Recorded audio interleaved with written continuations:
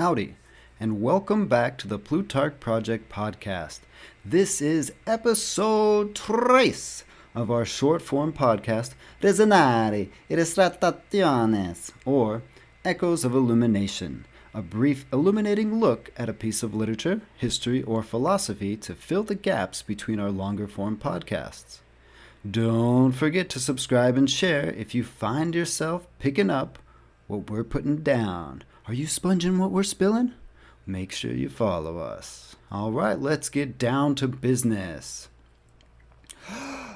Marcus Aurelius Antonius Augustus made his grand appearance into the world on April 26th, 124 CE. He was born with the name Marcus Annius Verus. His lineage was said to date back to Numa Pompilius, the legendary second king of Rome. It's a bold claim, Cotton, that linked their family with many of the cultural and religious institutions of the time.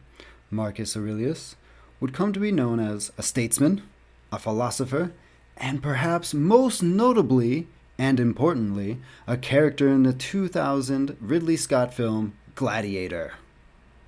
Actually, he was the last of the, quote, 5 good emperors of Rome.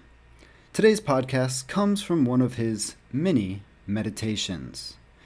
This particular meditation reads as follows, quote, "Remember that all is but opinion, and all opinion depends on the mind.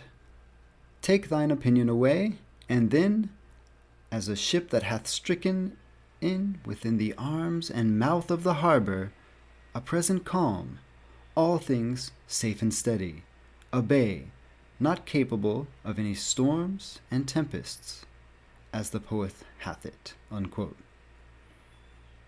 All is opinion. Now that is a bold statement, Mr. Emperor. Let's think about this for a brief moment. He couldn't possibly mean everything, could he?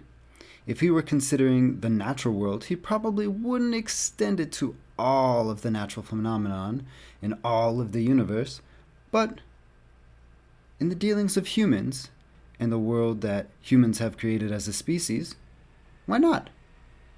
Is human existence, the world we reside in, is it not a subjective experience? Perhaps you're not convinced. I don't blame you. But with a little bit of our own meditation, perhaps we can also come to the same conclusion. Let's start with the most objective tool we have, our senses.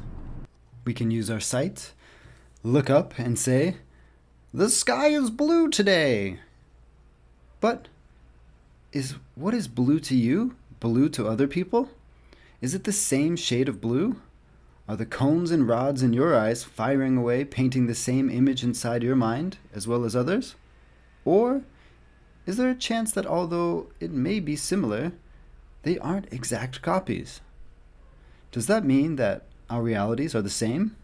Or are they simply similar? This doesn't even take into account those who are colorblind or, heck, even blind. The same idea can be extended to all of our senses.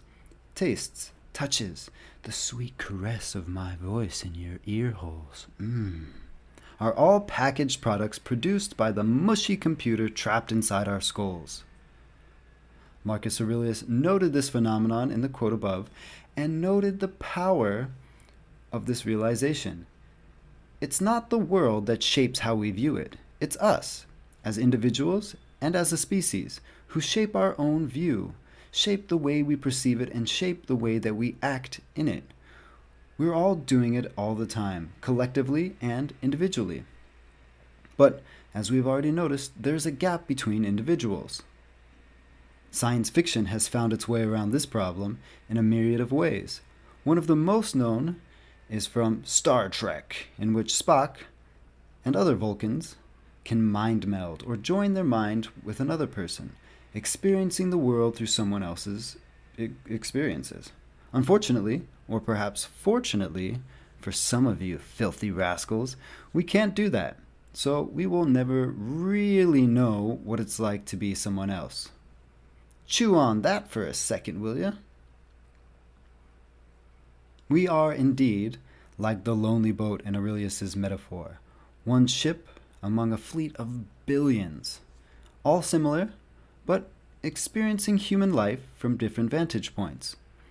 It's the solitary nature of the mind that, when inspected, disassembles the world we think we know into phantasmagoric things that they really are, and all that is left is the flickering opinions we conjure about them. One thing we can be certain about is that the more human the idea, the more opinionated it becomes.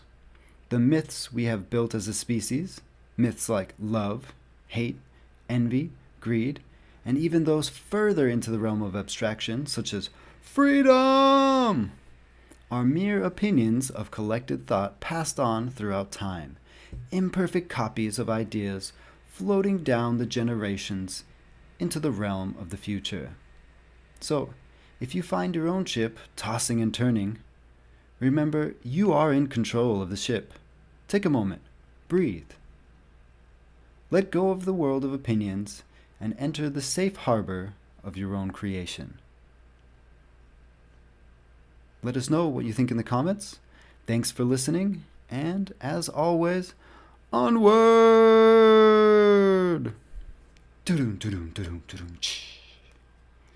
If you enjoyed this podcast, share, like, subscribe, do a little dance, make a little love, compose an aid for the ages, write down some amateur philosophy, and share with the world at large. Or, something like that.